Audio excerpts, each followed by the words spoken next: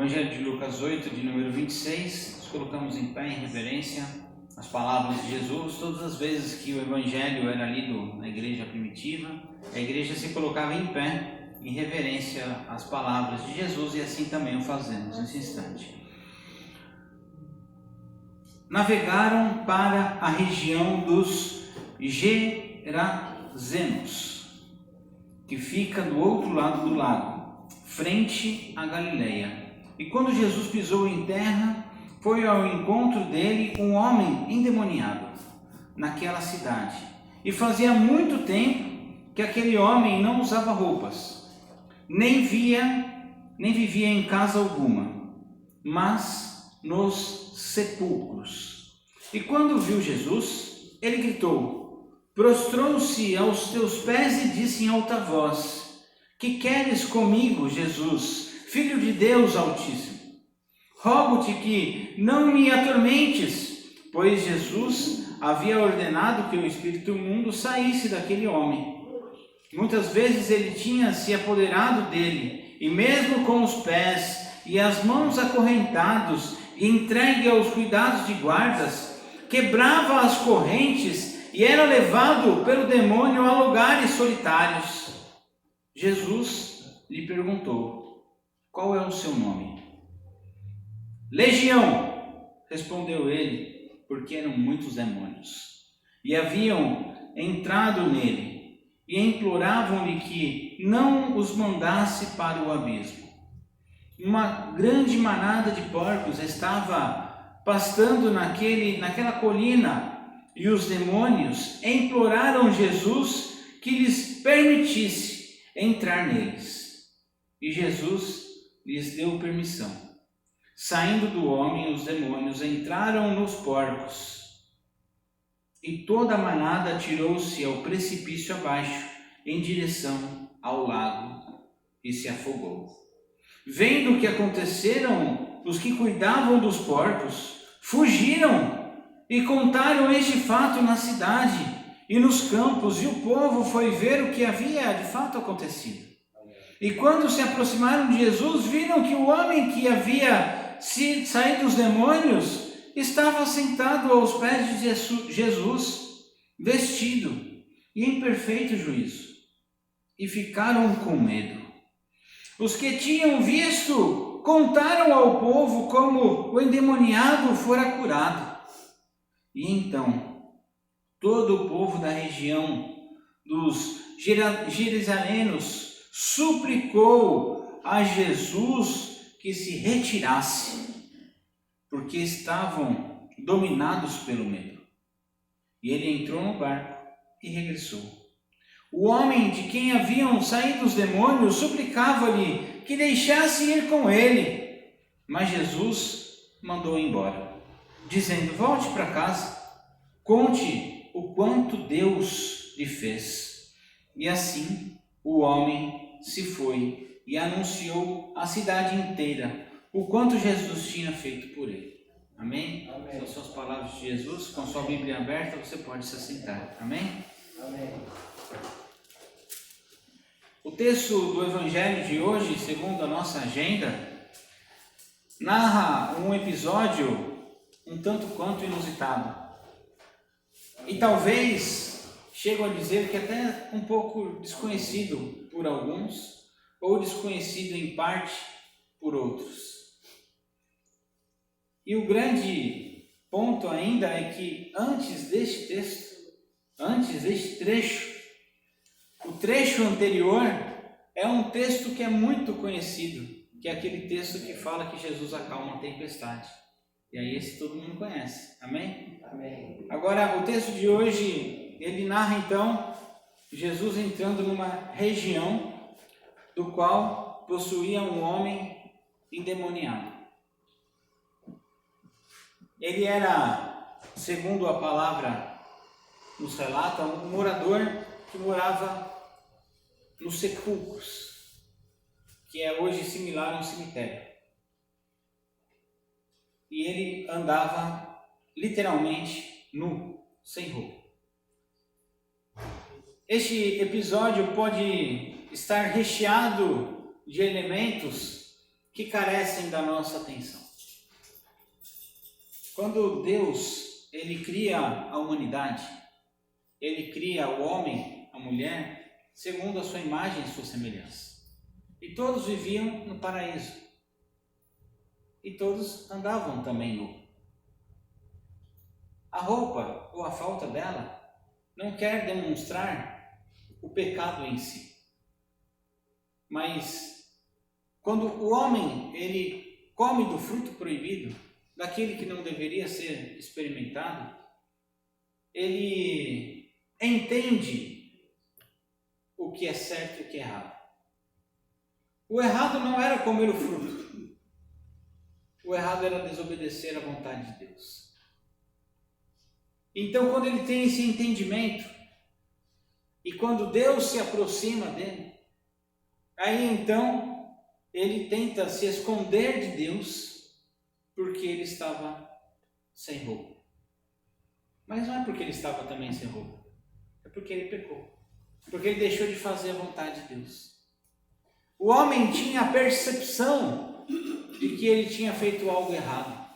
O homem tinha a percepção e a noção de que ele tinha desagradado a Deus. O homem do texto de Lucas, ele não tem essa percepção. Ele não tem essa percepção do que é certo, do que é errado. Ele vive de uma forma oposta do que a sociedade caminhava. E ele vivia de uma forma indiferente também com os seus erros diante da sociedade. Para ele tanto faz. Se ele estava com roupa, se ele estava sem roupa, se ele não tinha onde dormir, se ele dormia no cemitério com os mortos, era indiferente. E isso porque havia uma grande concentração de demônios nele. Eu não digo que todas as pessoas que vivem nessa situação hoje são possuídas de demônios. Não é isso. Mas quando estamos distante da vontade de Deus, mais perto estamos dos demônios. Quanto mais distantes estamos de fazer aquilo que Deus espera de nós, mais nos aproximamos destes demônios. Aqui a consequência já é uma extremidade, onde o homem perdeu a noção, o senso de tempo, de espaço. Mas quando ele se depara diante de Jesus, ele se ajoelha. E é então tomado destes demônios. Os demônios ficam com medo, porque os demônios conhecem a grandeza de Jesus, o poder de Jesus. A grandeza de Deus que nós lemos no Salmo de número 113, é isso que nós lemos hoje? Que revela a grandeza de Deus, das coisas que são possíveis e até mesmo das coisas impossíveis, de uma mulher estéril chegar a dar à luz. É o milagre maior que pode ser pensado no nosso dia. E o texto então revela que os demônios têm medo da presença de Jesus, mas pedem, olha, então nos tire daqui, mas nos coloque então naqueles porcos. E novamente uma outra linguagem que nós podemos imaginar é: por que os porcos? Os porcos naquela época eram um tanto quanto vistos de uma forma ruim, porque o seu alimento, o comer dele, você poderia passar mal. Não tinha o preparo e o cuidado necessário para manusear e para o consumo, não só a doença dos porcos, né? Mas também não tinha conserva, então ele estragava facilmente e facilmente alguém poderia comer e morrer. Amém. Então, é uma figura muito importante olhar que o que é ruim se associa com aquilo que é ruim. E aquilo que é bom tem que se associar com aqueles que são bons. E os porcos se jogam no precipício e morrem. Porque o salário do pecado é a morte. É a morte. Não há um caminho diferente do que o caminho de Deus.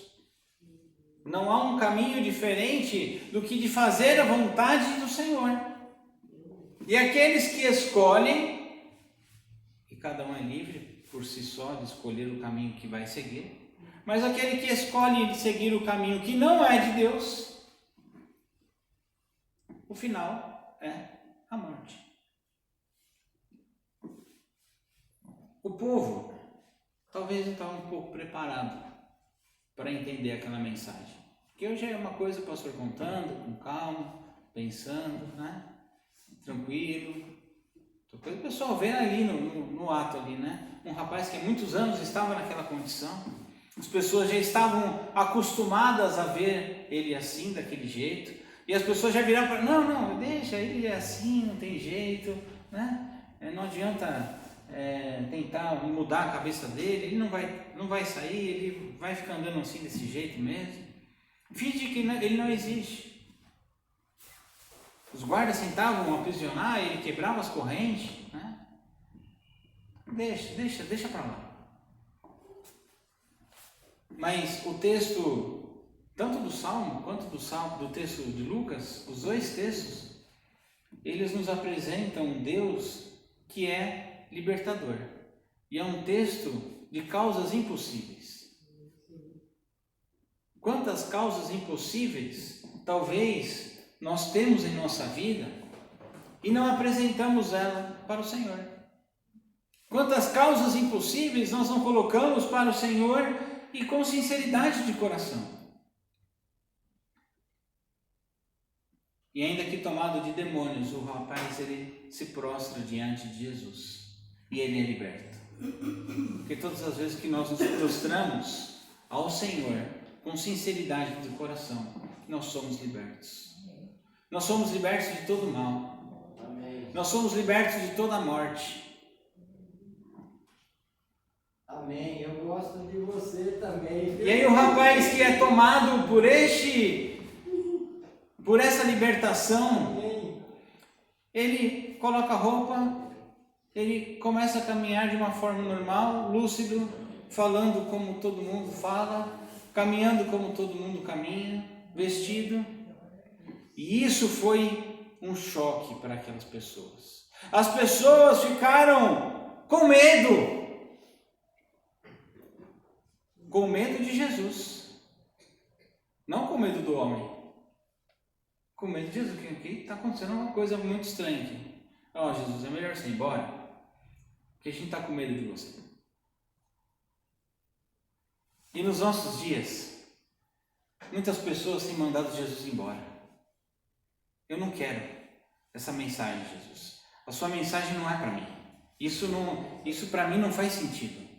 Jesus, isso eu não concordo com você, viu, Jesus? Então é melhor você fazer o que você quer e deixa eu fazer a minha vida do meu jeito. E aliás, é um tal de pessoas quererem dar a minha... Eu preciso dar o meu pronunciamento sobre isso, né? Então Jesus, é melhor você ir embora que eu tenho que dar o meu pronunciamento. O que Jesus fez é uma coisa que é assustadora, assustou todo mundo, né? E quantas vezes as pessoas distorcem até mesmo as bênçãos de Deus no meio do seu povo.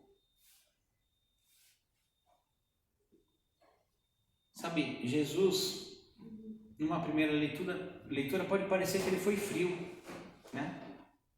Porque ele virou as costas. Então tá bom, vocês não querem, então tchau. Viu, eu gosto de você também, viu? Amém. E aí quando ele vai embora, aquele homem que é curado, ele fica com medo. Talvez eles vão me matar. Jesus me leva. Eu quero ir com você. Mas Jesus ele fala para aquele homem, faz o seguinte, fica aí.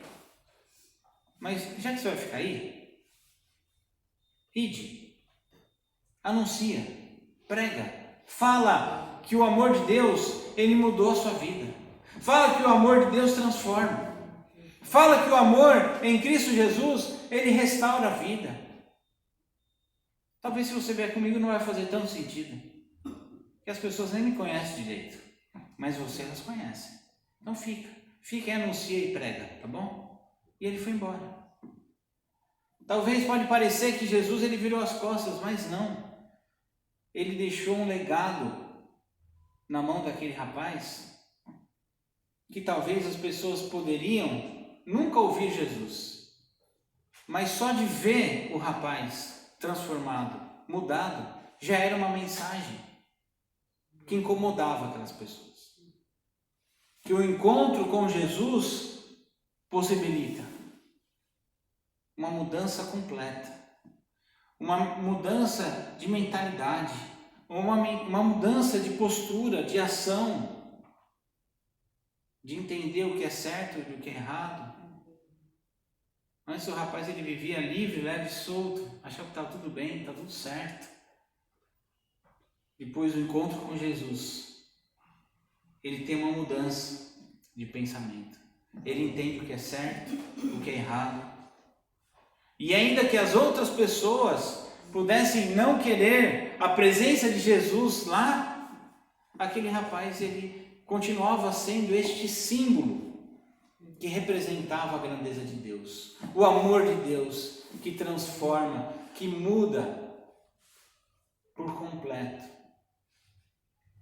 o pecador ou a pecadora. Amém. Ter um contato com o Senhor do Universo, com o Cristo Redentor, com o Cristo Salvador, possibilita a cada um de nós essa mudança de mente, essa mudança de vida e vida em abundância, vida eterna. Amém. Deus, eu te amo, Deus. Eu queria que você fechasse seus olhos e orasse ao Senhor nessa manhã. Quantas causas impossíveis você tem na sua mão, que você conhece, na sua vida, na sua família? Quantas causas impossíveis? Muitas das vezes até você fala assim: ah, Deus, eu nem vou te apresentar porque não vai ter jeito mesmo. Mas que nessa manhã, que no dia de hoje, você vai apresentar ao Senhor. Porque você tem fé num Deus que acalma a tempestade, que cura causas impossíveis, também vai dar conta dessa situação. Se você quiser apresentar uma situação assim ao Senhor, nesta manhã, de uma causa impossível, ou sua, ou de alguém que você conhece, vem à frente, e nós vamos orar, pedindo a direção de Deus, para que o Espírito Santo transforme essas vidas, assim como transformou esse rapaz. Que o Espírito Santo haja com propriedade em cada situação. Não tenha vergonha, vem à frente, nós vamos orar por você.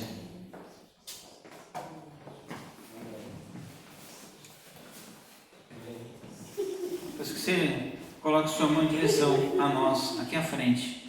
Amém. Em pé, vamos orar ao nosso Deus. Senhor, nosso Deus, nosso Pai, nós te agradecemos, Senhor, pelo privilégio de estarmos na tua casa, porque o Senhor é o Senhor que cura e restaura todas as feridas, é o Senhor das causas possíveis e das causas impossíveis também, de tudo aquilo que talvez não acreditamos, que achamos que não vai dar mais certo, mas o Senhor é capaz de mudar vida, de mudar histórias. Começar em mim, Senhor, muda a nossa história, restaura as nossas vidas. Aquelas pessoas que não têm mais jeito, Senhor, apresentamos na tua mão, Senhor, porque somente no Senhor nós sabemos que há a possibilidade da restauração por completo, da vida e vida eterna, da vida em abundância.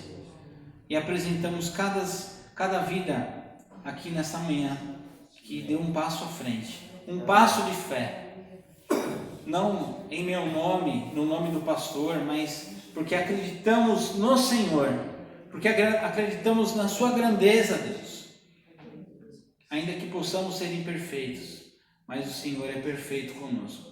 O Senhor é bondoso, é misericordioso. E por isso apresentamos as nossas vidas no teu altar nessa manhã. Oramos no nome de Jesus. Amém. Amém. Amém. Que Deus te abençoe. Deus te abençoe. Amém. Amém. Amém. Amém.